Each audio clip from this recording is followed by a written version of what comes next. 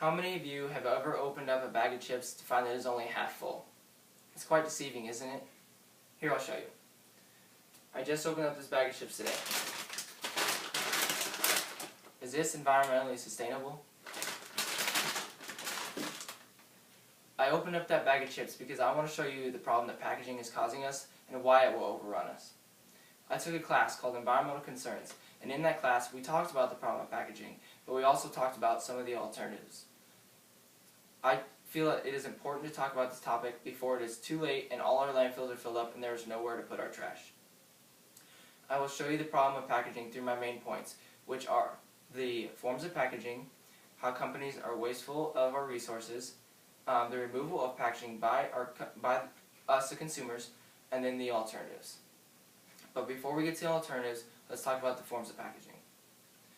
A package is defined as an object or group of objects that are wrapped in paper, plastic, or packed in a cardboard box. So the forms are paper, plastic, and cardboard box. Alone in 2013, according to the UPS, which is the United Parcel Service, they delivered 4.3 billion packages. And that is only one mail service provider. If you took them all together, that number would be astounding. And also, since it said delivered, that probably means that these were all cardboard boxes. And most of us just throw our cardboard boxes away anyway, so that's the problem. Like, our landfills are getting filled up with all these cardboard boxes. But they're also getting filled up with paper and plastic. And for that, we'll go on to my second point, which is how companies waste our resources. When you go to the store and buy something, it will have some sort of packaging around it, unless you're buying something like bananas. It makes us feel safe, right? You wouldn't buy anything that wouldn't have packaging around it. The packaging adds value to the product. But at times I feel that it's excessive. For example, we'll go back to the bag of chips I just opened. Like you cut this down to probably about here and be fine. They don't need all this extra.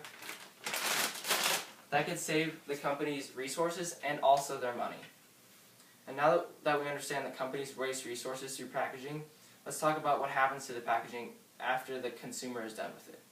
So once you get home, you take the packaging off your product, right? And then you throw it in the trash, then you take your trash out, and then somebody takes your trash to the landfill, and then everything's fine, right? You don't have to deal with it anymore. You're done.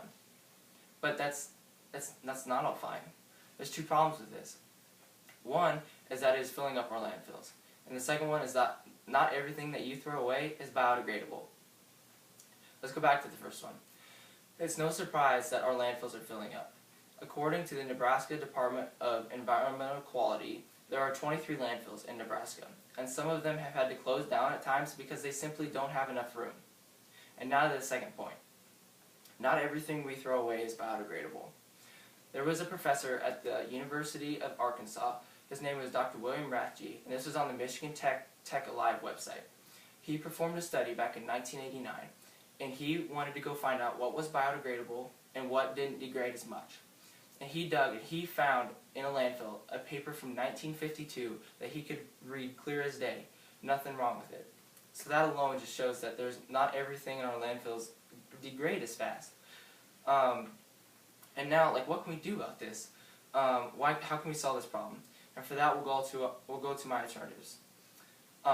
The alternative that works the best, according to the Annenberg Learner website, which is a website for teachers and professors, which is what they use to teach our kids now, the best alternative is the old alternative we used to learn in elementary school, and that is to reduce, reuse, and recycle. And that's simply just don't use as many resources, reuse that cardboard box that you get in the mail, and then once you're done with it, recycle it so somebody else can use it for further use. And then the other alternative is to burn your trash. And this is accomplishing the goal of, it's accomplishing the goal of not filling up our landfills, but it also has some bad negative side effects too. And those negative side effects are that one, you're getting rid of the resource. And then also, according to the EPA, you're creating harmful pollutants in the air, which not only hurt you, but it also hurts the environment too. So in the end, we are surrounding ourselves with packaging. I've shown you this through my main points, which were the forms of packaging, how companies are wasteful of our resources, the removal of packaging by the consumer, and then the alternatives. At the rate we are going now, our landfills are going to fill up, and there's going to be nowhere to put our trash. So let me ask you this question. Are we burying ourselves?